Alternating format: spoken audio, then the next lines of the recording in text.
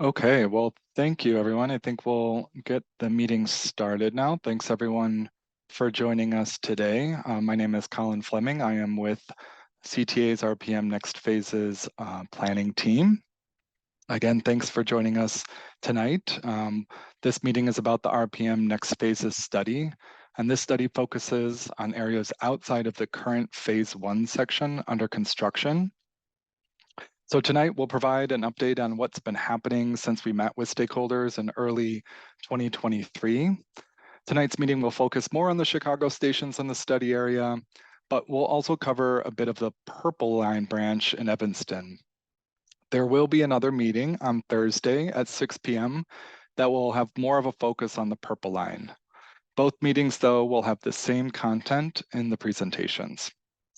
So we have a presentation with some interactive polls tonight, and then we'll have time to answer some questions, some commonly asked questions at the end of tonight's meeting. And then just a reminder that we are recording tonight's session, and we will post this recording to the project website next week. So simultaneous interpretation in Spanish and ASL, as well as captioning, are available for tonight's meeting. To listen in Spanish, find the interpretation globe icon in the menu bar at the bottom of your Zoom screen. Then click the small up arrow to the right of the icon. Choose Spanish and mute original audio. And then to enable closed captions, click the small up arrow to the right of the CC icon and make your selection there. And ASL has been spotlighted for all participants for tonight's meeting as well. So this meeting is a webinar. The chat has been disabled for attendees, and attendees are muted. But if you have questions for the project team, please utilize the Q&A panel in Zoom. And you can find the Q&A panel in the menu bar at the bottom of your Zoom screen. When you click the Q&A, a panel will open where you can submit a question there. So project team members, including myself, will be reviewing all of the questions that come in. And because we have such a big group tonight, we may not be able to answer all of the questions tonight, but we will have time at the end of the presentation for some of the common Q&A questions. Following the webinar, we will be posting frequently asked questions and answers on the project website, again, along with the recording of tonight's webinar. So those will be posted on the website.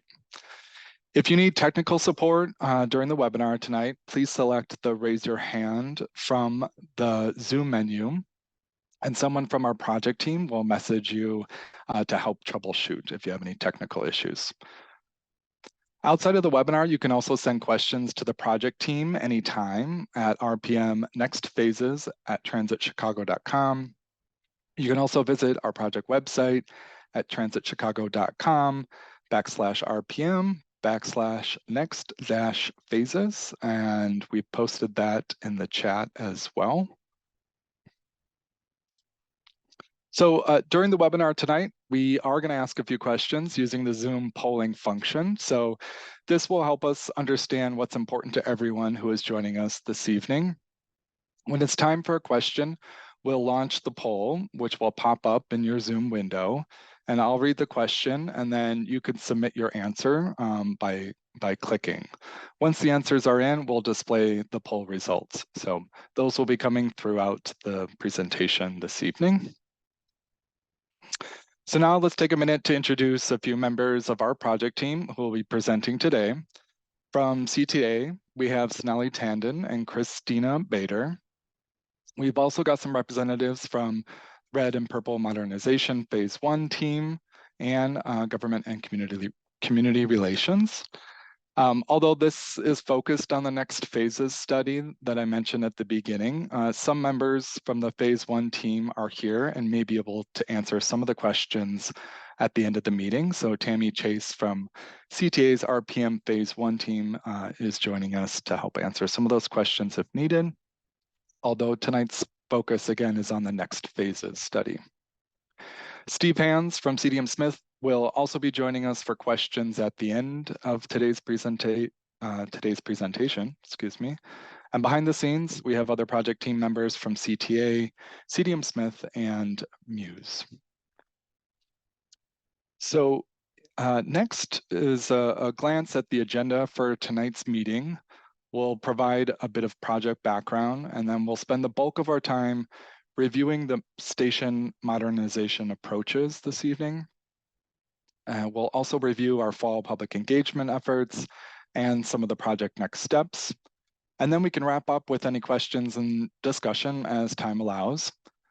So with no further ado, I'll pass it on to Sonali Tandon at CTA to tell us more about the RPM program and the next phases study.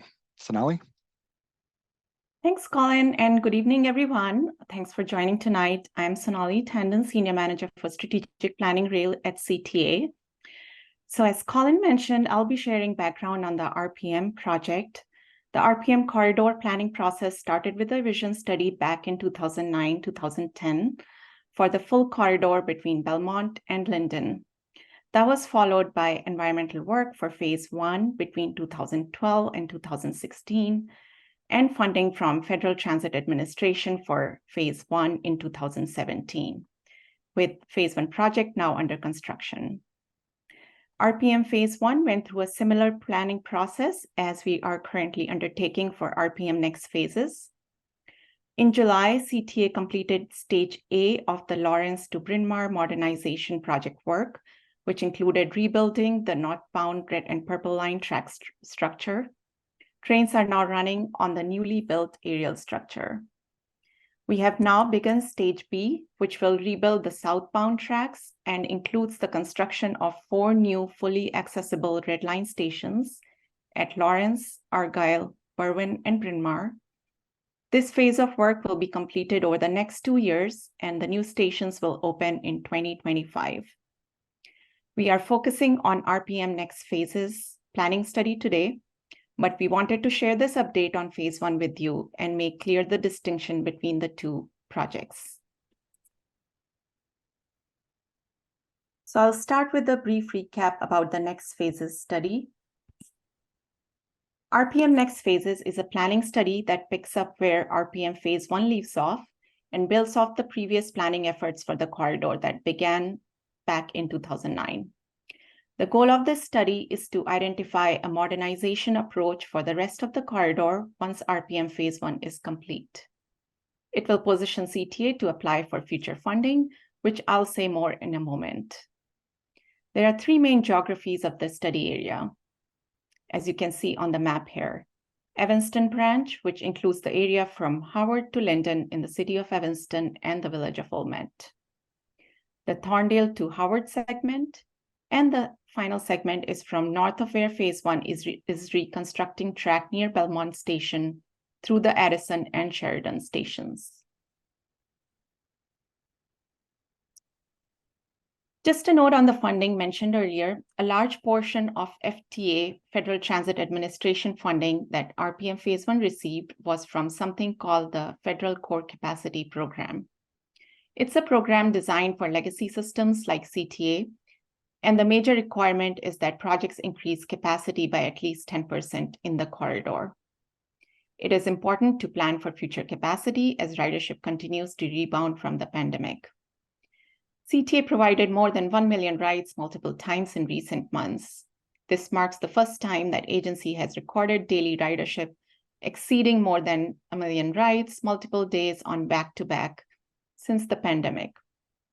On the North Red Line, average weekday ridership grew 11% in July 2023 compared to July 2022, even with the ongoing construction.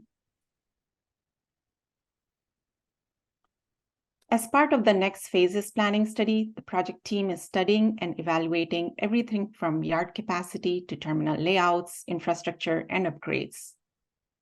These elements aren't always things that you see as a rider, but they are important elements of the infrastructure and to support project goals.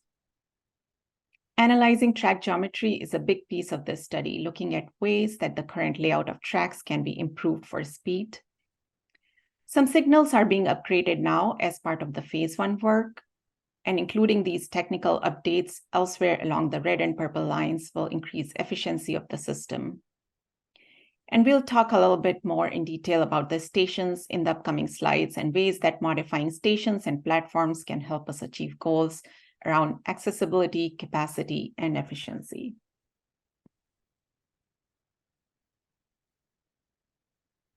So what does the timeline look like for RPM next phases? The high-level timeline here in the graphic shows steps for both RPM phase 1 and RPM next phases. We anticipate next phases will follow a similar approach, including planning, engineering, environmental review, and funding. All the steps that are needed before the construction can start. The timeline is also highly dependent on the availability of federal funding. Projects of this scale take a lot of time and due diligence, which is why CTA is conducting the next phases planning process now, overlapping with the phase 1 construction. There is a potential that next phases could split into multiple projects or phases before moving into engineering and environmental review, like RPM phase 1 was pulled out of the full program. And now I'll turn it over to Christina, who will walk through the next few slides. Hi, everyone.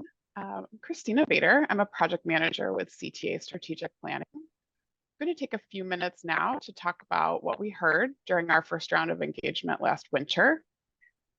So this engagement included small stakeholder group meetings with you all, 2 virtual public meetings, and a survey. The events focused on both the Chicago and the Evanston-Wilmette study areas. Our virtual public meetings drew over 200 attendees over the 2 meetings, and the public survey received over 1,000 responses, which we were very happy about.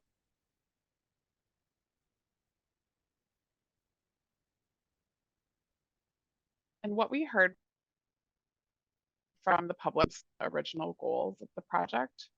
So on accessibility, there was a lot of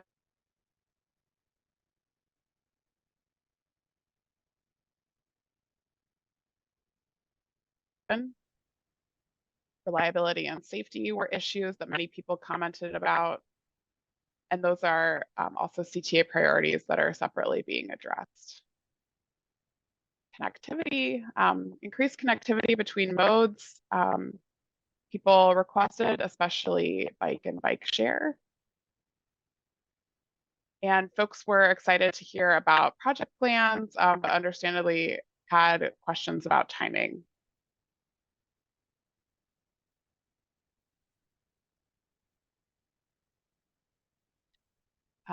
So much of what we heard also reflects goals established in the original vision study, which identified 7 core goals to guide the corridor's modernization. These are important to keep in mind as we move to the next part of the presentation and how we're approaching the improvements. And I'm going to pause here and let Colin kick off our first poll question tonight.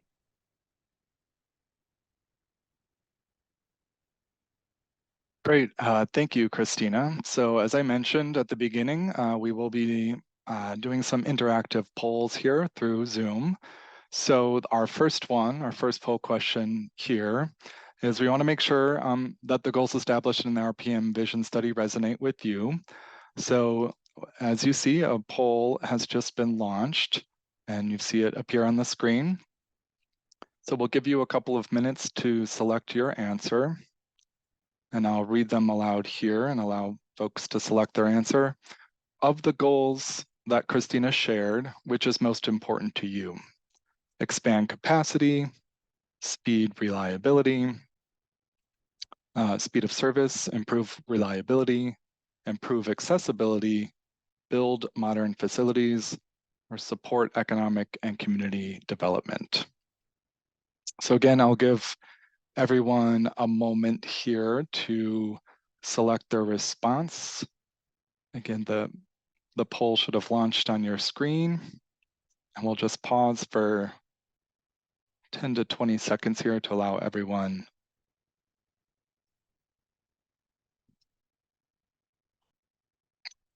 And I'll read the options again. I think I missed the last option here. So the options are expand capacity, speed of service, improve reliability, improve accessibility, build modern facilities, support economic and community development, and the last one is improve customer experience. And again, we'll just give it 5 seconds here for everyone to get their answer in, and then we'll take a look at the results in just a second here.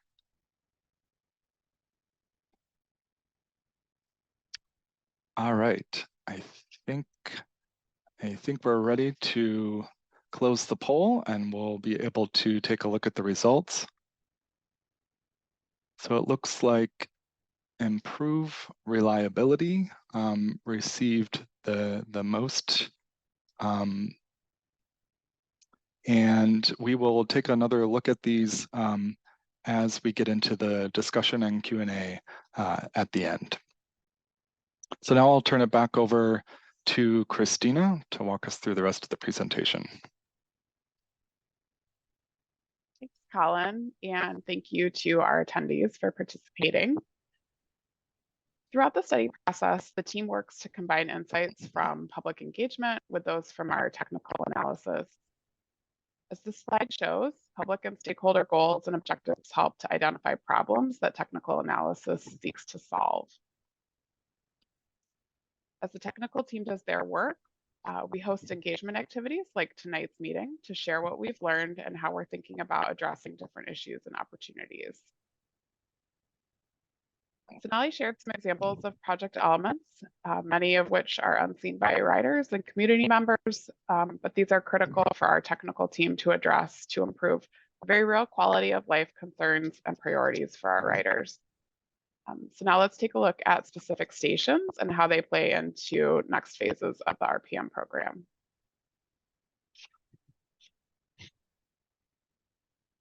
So we'll start tonight with the red line. And what we're showing here are baseline modernization elements for red line stations in the study area. It's expected that station reconstruction will be needed to achieve many of these elements. Lengthening platforms for the opportunity to run 10-car trains in the future. Adding accessibility at stations so all users can ride. Expanding and widening platforms to create more room for customers. Adjusting and softening track curves for a smoother and more reliable ride. And reconstructing track and structure to modernize our infrastructure.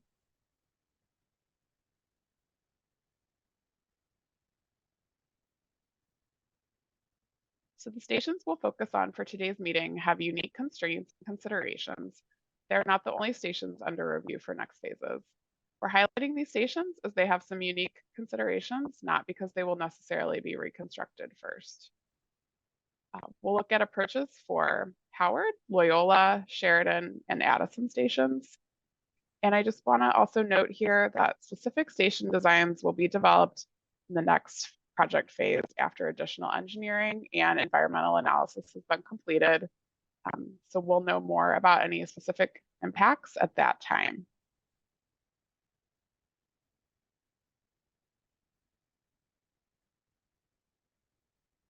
So starting off with Howard Terminal. Howard is not only an important station, but it plays a key role in how the red and purple lines function across the system. Currently, 3 lines share the same platform and tracks, which creates congestion during busy periods.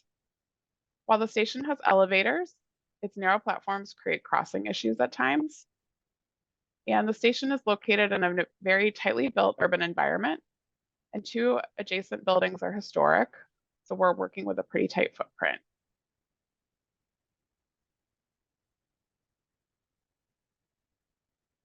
So at Howard, we'll be looking to improve the terminal platform layout to separate red line and purple line express trains from yellow and local purple lines. This would reduce both track and platform congestion and allow for same level transfers and longer trains. This will also include widening the platforms to increase accessibility and create more room for customers. Also be lengthening the platforms for the possibility of 10-car trains.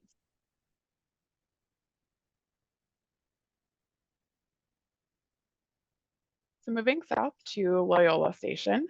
The station is on a curve, which limits visibility for riders and train operators. Loyola's long platform, which has the northbound and southbound sides inaccessible from each other at platform level, creates customer confusion, especially for elevator users. Bus connections here are not seamless, especially for those traveling northbound, which often requires a long walk.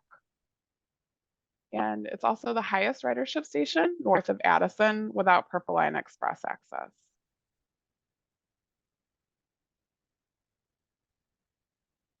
So our key approaches here are considering making Loyola a transfer station between the Red Line and Purple Line Express, simplifying and straightening the platform, which will allow trains to berth at the same location in both directions, removing confusion caused by the existing platform layout. And before we move on to look at Sheridan and Addison stations, we'll pause for another poll question with Colin. Great, thank you again, Christina. So obviously we're sharing a lot of information tonight, and we want to make sure what we're sharing caters to the conversation in the audience here. So we'll bring up another poll question on your screen that you should see here in just a second. So we'd love to hear which of the Red Line stations in the next phase's study area you use most often. So again, this is your top choice, one selection. Which station, Red Line station in the next phase's study area do you use the most often? And I'll read the options aloud.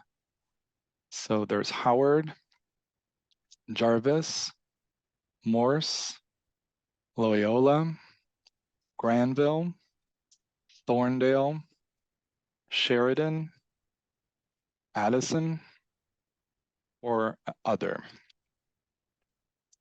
So again, we'll give folks just a couple of seconds here to make sure that they have a chance to make their selection. And again, tonight's meeting is more focused on the Chicago section, and so we're asking which Red Line station in the study area you use most often. So I'll wait just another 5 seconds or so here until we show the poll results, just to make sure that everyone has an opportunity to weigh in. Thank you to everyone who has so far. Okay, I think we can close the poll. And it looks like most folks on the call this evening, or the majority, use the Sheridan station the most, followed by Addison and Howard. So this is great. This just gives us a good sense of what stations folks who've joined us on the meeting tonight, which ones they use the most. So thank you for your participation in this poll. We'll have a couple more as we go throughout the meeting. So now I will turn it back over to Christina. Thanks, Colin. And the 30% of the Sheridan station riders can look at this slide here. So we will keep heading south on the Red Line and take a look at Sheridan. The public had a significant interest in the future of the station during previous outreach phases. Sheridan's physical condition is poor and makes upgrades challenging. A full reconstruction is necessary to address accessibility and to bring the station to modern standards for CTA to be able to maintain it into the future. The tight curves on either side of the station require reduced train speed, and it's not a smooth ride. I'm sure many of you have passed through Sheridan while standing on the Red Line and had to hold on to the bar strap as the train travels through the curves. Like other Red Line stations we're discussing tonight, the neighborhood around Sheridan Station is also very dense with many buildings in close proximity. And there's a historic district located to the north of Irving Park.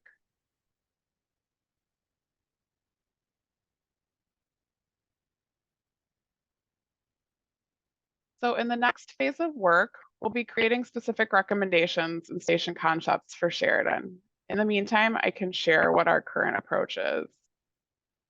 The study team analyzed moving the station north of Irving Park, but determined that any capacity or time savings improvements from doing this would not balance out the potential negative impacts of losing the station entrance on Sheridan at the existing location.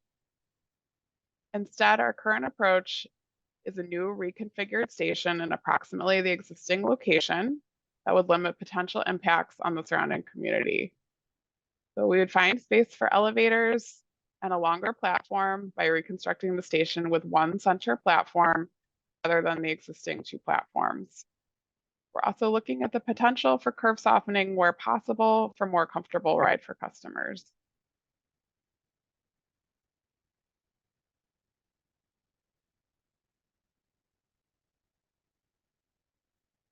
And finally, looking at Addison Station. So Addison shares some similar challenges to other stations we've looked at tonight, with its location in a dense environment with a narrow platform. A unique challenge here is the proximity to Wrigley Field. Limited entrances and the narrow platform present challenges when there are large crowds during Cubs games and other large events.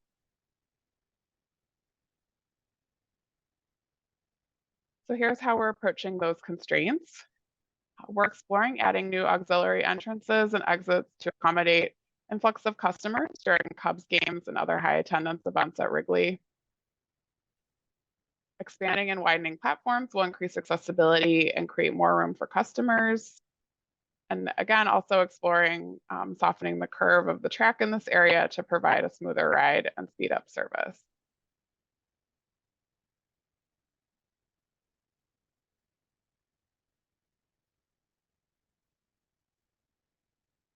So now we'll share some details about Purple Line improvements.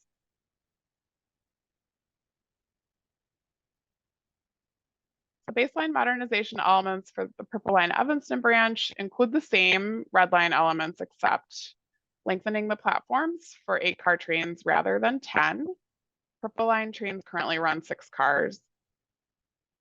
The Evanston branch will get signal system improvements. The red line between Belmont and Howard is currently getting a new signal system as part of RPM Phase 1.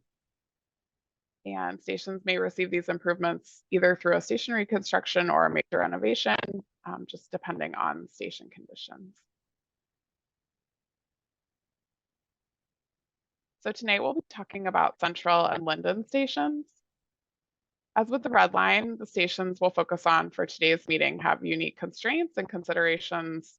They're not the only stations under review. And like on the red line, it's important to note that specific station designs will not be developed in this study. They'll be developed in the next project phase after additional engineering and environmental analysis is complete. So at Central, some general constraints of the station and surrounding area include historic station house, which requires further review. The North Shore Channel Bridge is just to the north of the station, which affects the track alignment. This platform is narrow and the station is not ADA accessible, which is an obstacle for critical community resources that are adjacent to the station, like the hospital and other facilities.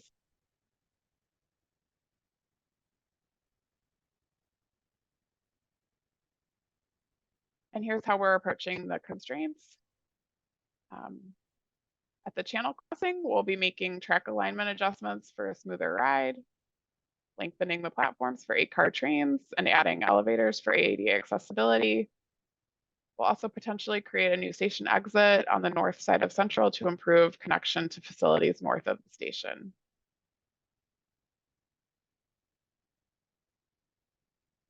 And the final station we'll talk about tonight is Linden Station, which is the northern terminus of the Purple Line. Just like Howard on the red line, Linden's considerations are key to unlocking capacity line-wide. Some of the special considerations at Linden are there's limited space to the south to extend the platform and to allow for higher capacity trains. The track layout is complex and hinders access to the train storage yard. And in addition, the last remaining at-grade crossings on the RPM corridor are at Maple Avenue and Isabella Streets south of the station.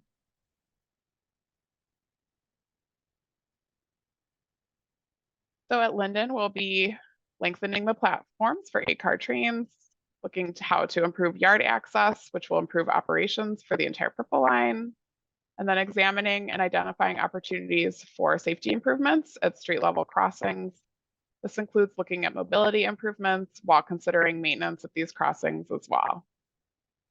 Okay, so that wraps up our station approaches for tonight. Thank you, everyone. Before I hand it back to Sonali to talk about engagement and project next steps, Colin has another poll question.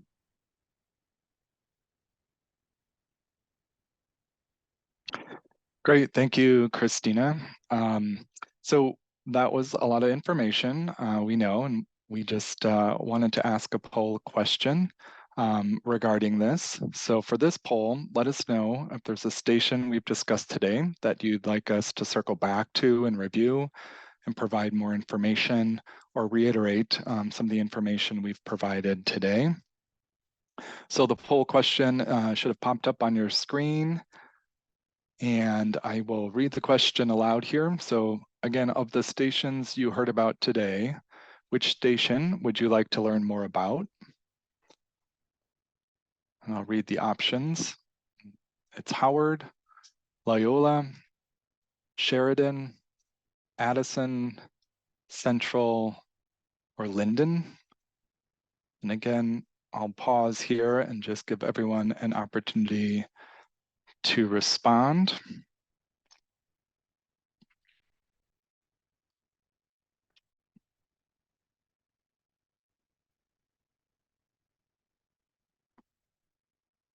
All right, just a couple of seconds here. Again, we know we went through quite a few stations here, and there's a lot of information. So again, of the stations you heard about tonight, which station would you like to learn more about?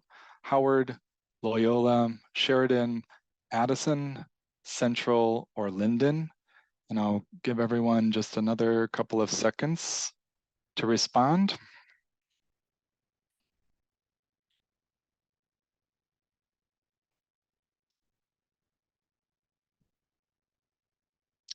All right.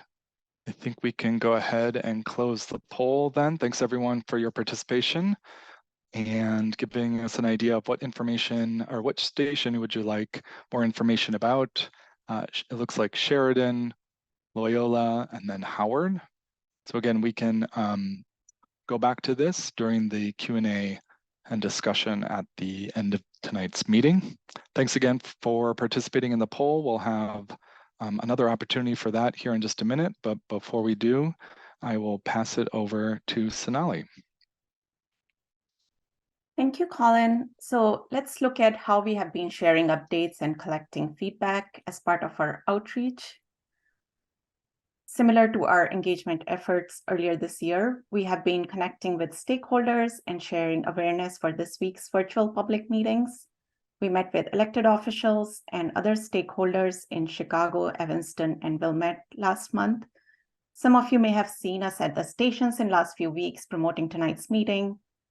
And as was previously mentioned, we'll post a recording of tonight's meeting as well as a list of frequently asked questions on the project webpage for future reference. And now Colin has another poll question to see how you all heard about tonight's meeting. Great, thanks, Sonali. So one more poll question here is where you heard about tonight's meeting. So we're excited we had such a good turnout tonight. So thanks again for everyone for joining us. We just wanted to know how everyone heard about the meeting tonight. This information really does help us understand how best to promote future meetings and get information out about future phases of the study. So the question is, where did you hear about today's meeting? And the options are social media, city outreach, direct email, neighbor, train or bus ad, CTA staff at a train station, news article, or other.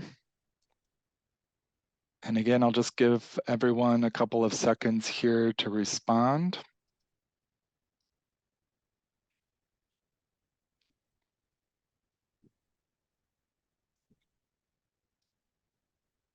Thanks everyone for your responses. We'll just give it a couple more seconds. Again, the question is, where did you hear about today's meeting? Is it social media, city outreach, direct email, neighbor, a train or bus ad, CTA staff at a train station, a news article perhaps, or other? And again, this information we collect and use, and it helps us understand how to best promote these types of meetings and get information out about the study, especially as we plan for future phases of the study. So I'll give it another couple of seconds here before we close out the poll. Make sure everyone has a chance to respond. Okay, and I think we can close out the poll and show the results. So it looks like most folks heard about it through direct email. So that's great. Good to know that those emails have worked. Perhaps you joined us at one of the meetings during our first round and provided your email there. So thank you for participating in that poll. I will turn it back over to Sonali. Thanks, Colin. So let's take a look at next steps. We covered a broad timeline overview on an earlier slide for both phase 1 and next phases, but let's look into what's next for this planning study. First, we'll review the input from this round of outreach, both from this public meeting as well as the stakeholders, and then we will draft concepts for evaluation. Finally, we will prepare for future phases, engineering, including environmental review and phasing options. There is a potential that next phases could be split into multiple projects or phases before moving into planning and engineering and environmental review. We will consider funding availability, construction feasibility, with a priority for minimizing service disruptions. There are many important steps after the planning study is finished before any improvements would be realized. So you might be wondering what the future environmental review might look like and what is the timing. Environmental review is a required phase in order to secure federal approvals and funding. Specific alternatives are considered during this phase and potential impacts are disclosed and mitigations are identified. This phase requires significant coordination with multiple resource agencies, including federal, state, regional, and local. Stakeholder and community engagement are both part of this phase to keep everyone informed along the way. And with that, I would like to thank everyone for participating in tonight's meeting. And Colin has a final poll question that will bring us into the Q&A portion. Great, thank you, Sonali, and thanks everyone. Again, this is our last and final poll question, so thank you very much for participating so far. So our last question is, which next step would you like to learn more about? And it should have popped up on your screen here. So if you could choose one of the items below. Again, the question is, which next step would you like to learn more about? Is it environmental review, design, funding, construction, or the timeline? I'll give everyone a moment to answer here before we show the results.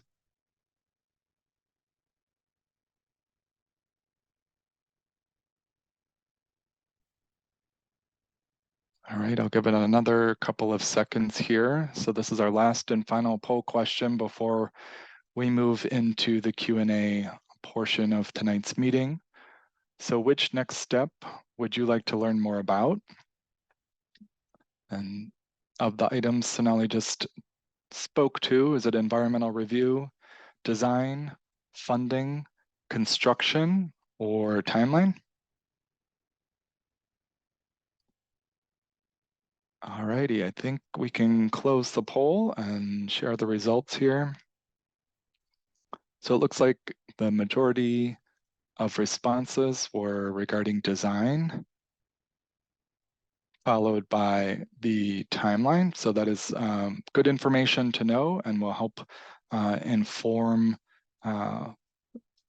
our Q&A discussion, which is next. So I will pass it over to Steve, who will help facilitate the Q&A portion of tonight's meeting.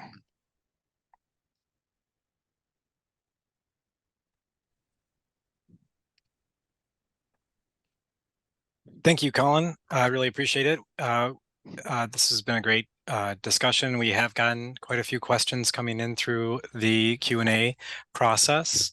And I just want to acknowledge all of the great results that we got from the poll questions, and we'll use that to really guide what we're talking about today.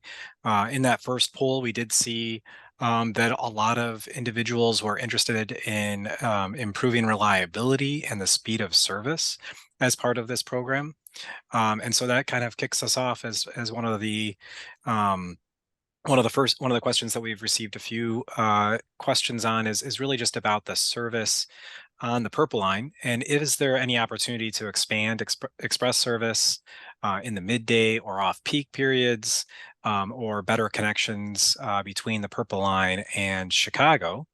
I know that we've talked a little bit about this in the past, and there's an FAQ from our past meeting available on the website. And but with that Purple Line Express service, it would be helpful to kind of get an idea of where those might, what opportunities there might be as part of this study. So with that in mind, I will turn it over to Sonali to just speak a little bit about the approach to service development as part of this study and how we're looking at the Purple Line overall. Yeah, of course. So in the near term, CTA is prioritizing existing service while experiencing the effects of the overall transit operator shortage related to the pandemic. So a key component of CTA's post-pandemic recovery efforts is strengthening the workforce to provide reliable transit services to meet current ridership demands. As part of this next phases study, we are looking at service delivery concepts and evaluating them in order to address any capacity constraints. Though any recommended changes that come out of those service delivery concepts and evaluation would likely be implemented in future. So they are several years out. And separate from this study, extending service on the Purple Line Express is something that CTA would consider in the future, depending on the resources, because that does take additional resources in terms of the fleet and operators. So, but we will take all this feedback back to our service planning and share with others at CTA. Thank you for the question. Yeah, thanks, Sonali. And I think another component that we have under the study is that we are looking at infrastructure improvements that may allow for more ridership on the Purple Line, like a potential transfer station at Loyola, and the terminal improvements at Howard, as well as 8-car train platforms along the Purple Line. And so that could again increase the ridership on the Purple Line and allow for more service in the future if the ridership demands it. So thank you for that response. I think we can talk a little bit about that as well as some of the other questions we've received is just about platform lengthening. Some questions about lengthening platforms on the Purple and Red. And I think as we got through the presentation, we did kind of respond to that question already. But certainly trying to make sure that the designs, future designs and concepts accommodate 10-car trains on the Red Line and also accommodate 8-car trains on the Purple Line, which is a more standard across the CTA system. So I think that's something that we're looking at. So again, the Red Line is a little bit different with a higher ridership, and so really trying to highlight that 10-car platform as an opportunity similar to what was done for phase 1. And then with the Purple Line, trying to get those platforms extended to 8 cars. That's more of a standard on the overall system. So certainly a component that is being looked at. Another question that we are getting here is just about widening platforms and potential building impacts associated with that. So, so obviously one of the goals throughout here is expanding capacity and providing accessibility, which does require platform widening. Certainly a lot of platform widening is currently happening with phase one at the 4 stations that are being improved without a lot of building impacts. And so I'm going to turn this over to Sonali to talk a little bit about the next steps in the process to study potential impacts, what that's going to look like associated with the improvements. So Sonali, if you want to speak a little bit about the next steps in the environmental review process. Sure, yeah. So the widening of platforms does require additional space, and that widening is needed in order to make the stations accessible. And as we are looking at developing station concepts, we are we will be looking at potential impacts and how to minimize those impacts. That will be our primary goal. And that will be more part of the environmental review process. That's the next step in this after the study is complete. So once we get into the environmental review process, we'll do additional engineering around the stations and the next phases project. And based on that engineering, we'll be able to identify exact impacts and share them as part of the environmental review process with public. But as I mentioned before, our goal is to minimize any impacts to surrounding buildings and maximize the benefits of these improvements. Great. Thank you, Sonali, for talking through that process. So I think we did see quite from the poll questions and from the users that are on the meeting that there's a lot of interest in Sheridan. And some of the questions that we've received are just about curve straightening options. Obviously, that station is in the midst of that S curve, just south of Irving Park there. And so, yep, and thank you for pulling that up. So I just wanted to you know, some of the questions we're getting is what was looked at for straightening curves?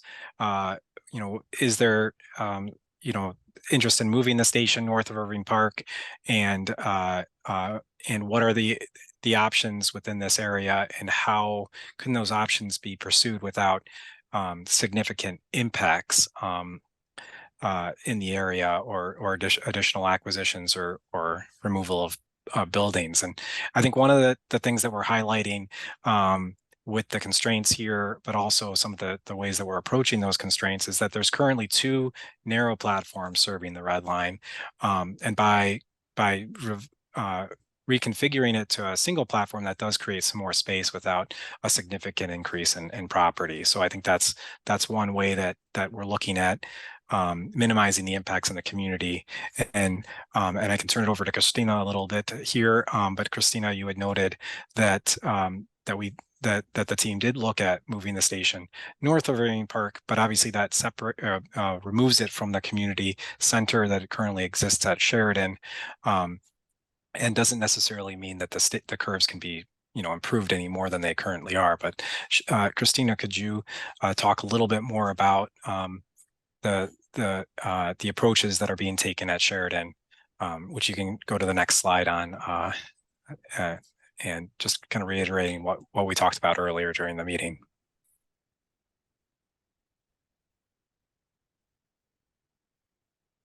Yeah, you covered a lot of that in your response there, but I think just in looking at the responses in this tonight's poll question and the last meeting's poll questions or responses we got, people really want to know what the future of the station holds. And like Steve mentioned, our approach that the study is taking is that our recommendation will not be to relocate the station. We'll be proposing to keep the entrance where it is. And like Steve mentioned, finding the space to add accessibility and elevators by consolidating down to one center platform rather than the 2 platforms that are there today. We are also, Steve mentioned curb softening. So we are looking at options to improve track geometry, recognizing that the existing neighborhood context is very dense, and there's not a lot that we'll be able to do, but we are looking at what options are available. Great. No, thank you, Christina, for that summary. We've received a couple questions about just how many people are participating today. We are over 100 participants on the meeting at the peak of it today. So thank you everybody for participating. So hopefully that answers your questions that have come in today. We've also, another one of the stations that we saw on the poll was an interest is Loyola. So one of the questions that we received is will the Loyola station include better connectivity to the university?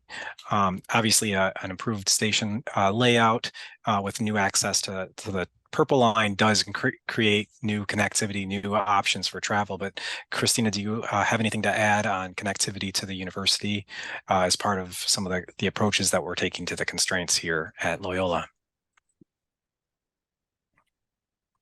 I think we're looking at, we'll be looking at connectivity to several different community assets, including just how folks access the buses at the station, how bikers are getting there, other destinations in the community. So yeah, that's something we'll be looking at. Great. And we are running short on time, but we had some questions about ADA accessibility and the approach to that. Sonali, do you want to talk a little bit about CTA's approach to accessibility and how the station will help achieve those goals? This project will achieve those goals. Yeah, absolutely. So making stations accessible is really important to CTA. We have put together a long-term plan, which is called All Stations Accessibility Program, to make the remaining inaccessible stations accessible, including all of the stations that are included in the multi-phase RPM program. What this means is that that we are making sure that all people within the community can access and benefit from the public transit services. ADA requires that any newly constructed rail stations be made readily accessible and usable by people with disabilities. So the designs and construction should be in accordance with ADA standards. As part of the RPM Next Phases program, we'll be looking at making all the stations that are not currently accessible. Thank you, Sonali. So we are running short on time. I do want to note that we do intend to respond to questions that have come in today and post those on the website with responses to general questions that have been received. So if your question didn't get answered tonight, be aware that we are intending to respond to those. So we do appreciate all of the feedback that we've received today and the overall approach. So I will turn it back over to Colin, who's just going to go back to the next steps and comment slides about where we are with the project so we can close out the meeting. So Colin.